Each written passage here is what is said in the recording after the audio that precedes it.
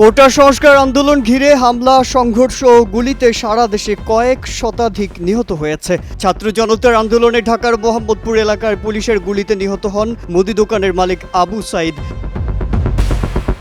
এবার তার মৃত্যুর ঘটনায় সাবেক প্রধানমন্ত্রী শেখ হাসিনা সহ 7 জনের বিরুদ্ধে মামলা হয়েছে।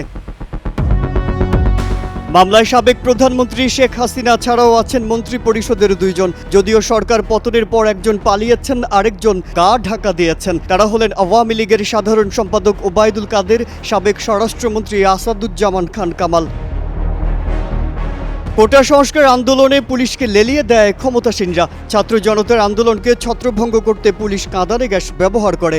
এক পর্যায়ে ক্ষোভে ফুঁসে ওঠা ছাত্র জনতাকে দমাতে গুলি চালায় পুলিশ। সংঘাত, সহিংসতায় মারা গেছেন ছাত্রসহ সাধারণ মানুষও। পুলিশকে এমন নির্দেশ দাতারাই এখন গা ঢাকা দিয়েছেন। এদিকে দায়ের করা মামলায় আছেন পুলিশের সাবেক মহাপরিদর্শক চৌধুরী আব্দুল্লাহ আল মামুন, ঢাকা মহানগর পুলিশের অতিরিক্ত কমিশনার ও গোয়েন্দা শাখার প্রধান মোহাম্মদ হারুনুর রশিদ, ডিএমপির সাবেক কমিশনার হাবিবুর রহমান ও ডিএমপির সাবেক যুগ্ম কমিশনার বিপ্লব কুমার সরকার।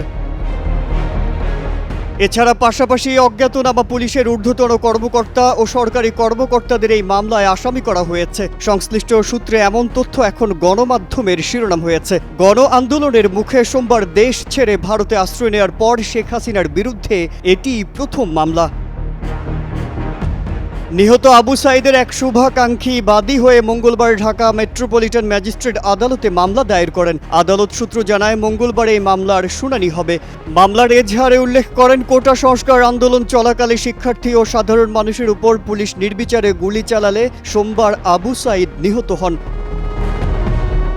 এদিকে মামলার বাদী জানান, সাইদ তার ঘনিষ্ঠজন ছিলেন না। বাংলাদেশী নাগরিক হিসেবে তিনি নিজ ইচ্ছায় মামলাটি দায়ের করেছেন। এছাড়া সাইদের পরিবারের সদস্যরা থাকেন পঞ্চগড়ের বোদা উপজেলায়। তাদের মামলা দায়ের করার মতো ক্ষমতাও নেই।